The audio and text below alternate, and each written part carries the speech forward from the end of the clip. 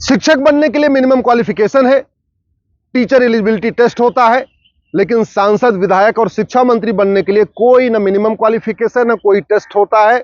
अनपढ़, गंवार, अनाड़ी कोई भी जाके शिक्षा मंत्री बन सकता है, और कई बार बनते भी हैं, देखा भी गया।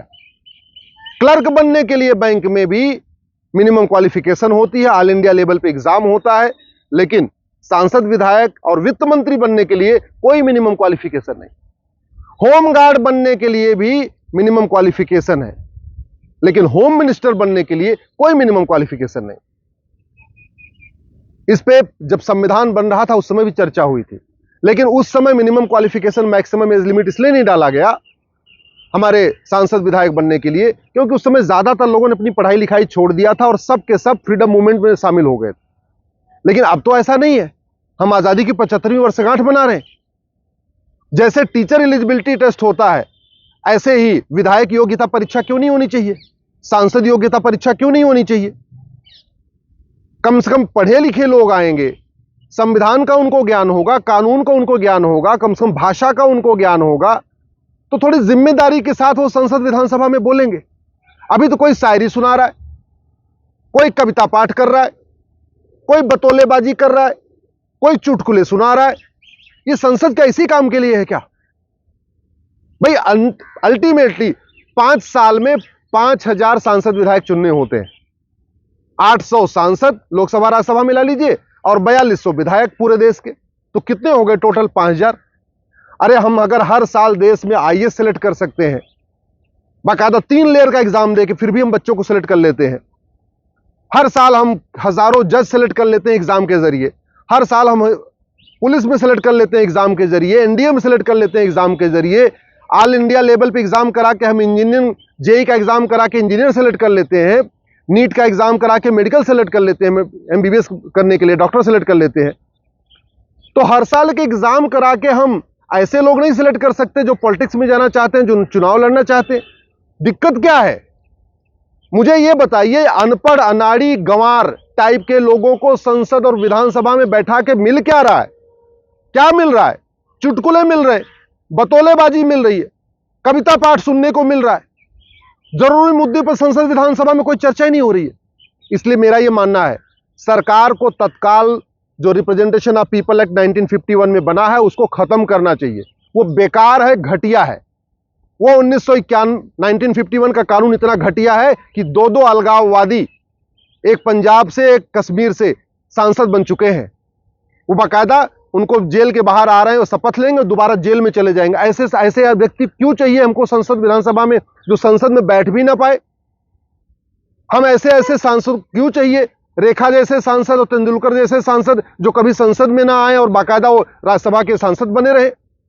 अरे सांसद का काम होता है कानून बनाना, विधायक का काम होता है कानून बनाना, मंत्री का काम होता है कानून बनाना। भारत की 80% समस्याओं का मूल कारण है घटिया कानून, और घटिया कानून जब तक चलेगा तब तक कोई व्यवस्था नहीं बदलेगी। घूसखोरी, कमीशनखोरी, दलाली बंद नहीं होगी जब तक घटिया कानून नहीं बदलेगा। ये जमाखोरी, मिलावटखोरी, मुनाफाखोरी, कालाबाजारी बंद नहीं होगी जब तक घटिया कानून नहीं बदलेगा। अलगाववाद, नक्सलवाद, माओवाद, कट्टरवाद, जिहाद नहीं रुकेगा जब तक कानून नहीं बदलेगा। ये ड्रग स्मगलिंग नहीं रुकेगी, अश्लीलता नहीं रुकेगी, मानव तस्करी नहीं रुकेगी, नशा तस्करी नहीं रुकेगी जब तक कानून नहीं बदलेगा। लेकिन ये हमारे सांसद, विधायक वहां पे चुटकुले सुना रहे हैं, कविता पाठ सुना रहे हैं, तू मैं कर रहे हैं। कोई कह रहा है मैं तो गांधीवादी हूं, कोई कह रहा है मैं अंबेडकरवादी हूं, कोई कह रहा है मैं पेरियारवादी हूं, कोई कह रहा है मैं तो फलानेवादी हूं, फलाने वाले, पर जुमलेबाजी हो रही है संसद में। संसद के अंदर भी जुमला, मीडिया में बैठ के भी जुमला, रैलियों में भी जुमला, केवल जुमला ही जुमला चल रहा है। अब समय आ गया इलेक्शन रिफॉर्म किया जाए, एक भारतीय चुनाव संहिता बनाई जाए, चुनाव लड़ने के लिए minimum qualification, maximum age limit set किया जाए। जैसे एक व्यक्ति 2 जगह से वोट नहीं दे सकता, ऐसे एक व्यक्ति को 2 जगह से चुनाव लड़ने पे भी बैन होना चाहिए। जैसे आईएएस का रोल्स रिस्पॉन्सिबिलिटी फिक्स है, थानेदार को क्या क्या करना है बाकायदा लिखा हुआ है, ऐसे सांसद, विधायक की भी बाकायदा ड्यूटी फिक्स होनी चाहिए, रोल्स रिस्पॉन्सिबिलिटी फिक्स होनी चाहिए। हर सांसद, विधायक के लिए फिक्स होना चाहिए कि जितने संसद के सत्र होंगे, विधानसभा के सत्र होंगे, उनको कम से कम 5 बार सवाल पूछना ही पड़ेगा, कम से कम एक प्राइवेट मेंबर बिल पेश करना ही पड़ेगा, कम से कम 5 कानूनों में सुधार क्या होना चाहिए वो बताना ही पड़ेगा, फिक्स करना पड़ेगा।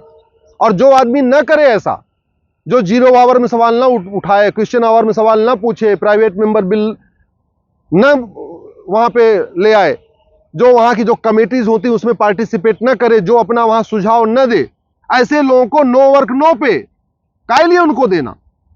भाई जैसे अनपढ़ अनाड़ी गंवार को हम होमगार्ड नहीं बनाते, थानेदार नहीं बनाते, टीचर नहीं बनाते, क्लर्क नहीं बनाते, ऐसे अनपढ़ अनाड़ी गंवार आदमी को हम संसद विधानसभा में क्यों बैठा के रखे हुए? अगर ऐसे ही कोई क्लर्क, कलेक्टर, जज भी कोई कविता पाठ सुनाना कर दे, चुटकुला सुनाना शुरू कर दे, तब क्या होगा?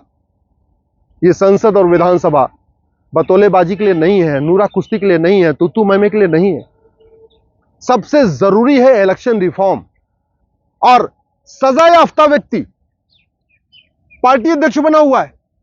एक सजा याफ्ता व्यक्ति होमगार्ड भी नहीं बन सकता, सिक्योरिटी गार्ड भी नहीं बन सकता, कहीं ड्राइवर भी नहीं बन सकता, चपरासी भी नहीं बन सकता, लेकिन सजा याफ्ता व्यक्ति पार्टी बना के पार्टी अध्यक्ष बन सकता है और लोगों को टिकट बांट सकता है। सांसद विधायक लालू यादव देख लीजिए, सजा याफ्ता है, उसके बाद भी पार्टी अध्यक्ष बन के बैठे हुए। क्यों? क्योंकि 1951 वाला कानून जो नेहरू जी ने बनाया था महाघटिया है, उसमें कोई बदलाव नहीं किया गया। एक सजा याफ्ता व्यक्ति सजा पूरी करने के 6 साल के बाद चुनाव लड़ सकता है। सबसे बड़ी बात यह, ऐसे लोग जिनके खिलाफ गंभीर मामलों में चार्जशीट फाइल हो चुकी, चार्ज फ्रेम हो चुके हैं, रेप का चार्ज फ्रेम हो चुका है, मर्डर का चार्ज फ्रेम हो चुका है, हवाला का चार्ज फ्रेम हो चुका है, ब्लैक मनी का चार्ज फ्रेम हो चुका है, वो भी चुनाव लड़ रहे। जेल में बैठे बैठे आप टीचर नहीं बन सकते, जेल में बैठे बैठे आप होमगार्ड नहीं बन सकते, और जेल में बैठे बैठे आप चुनाव लड़ सकते हैं और सांसद विधायक बन सकते हैं। देख लीजिए, इसी बार एक खालिस्तानी आ गया, एक कश्मीर का अलगाववादी आ गया, दोनों आ गए संसद में चुन के। ये जानते हैं क्यों हो रहा है? क्योंकि कानून हमारा घटिया है।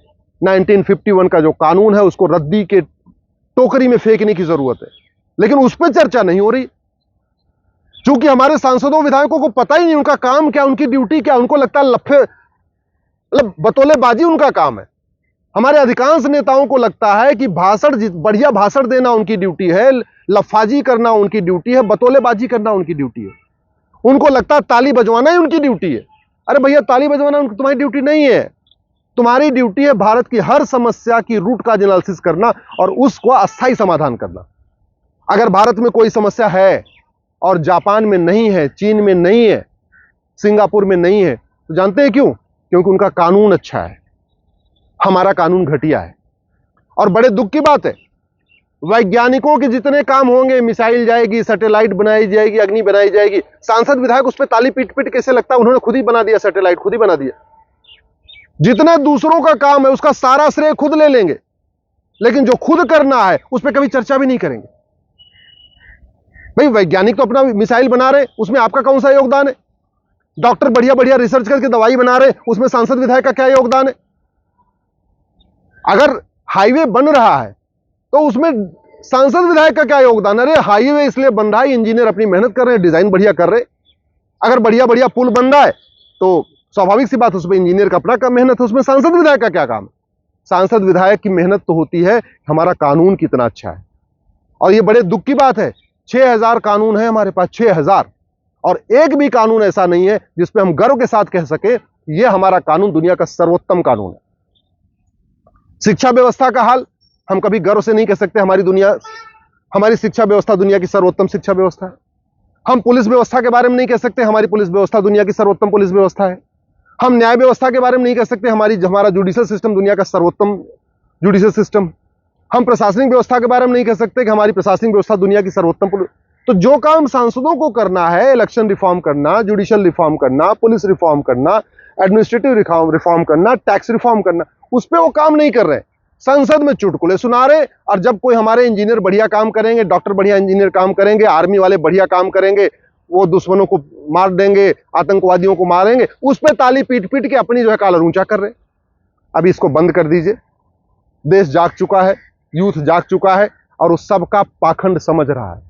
समीक्षा सबकी होगी, आज नहीं तो कल।